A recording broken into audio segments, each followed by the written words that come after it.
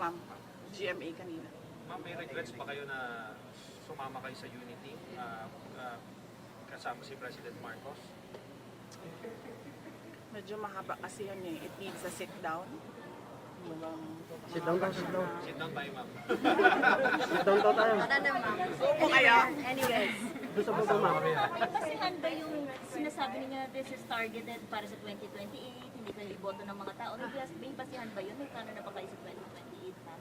O siya ang nagsabi. Yung Pero kayo, ma'am.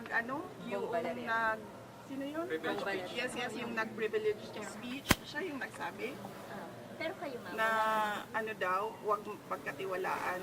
Yan ba yung gusto or nag-aambisyon mag-presidente? Siya yung nagsabi. pero kayo, ma'am, wala Pero kayo ba, tatakbo ba kayo 2028? Noong 2019, tinanong ninyo ako kung tatakbo ako sa...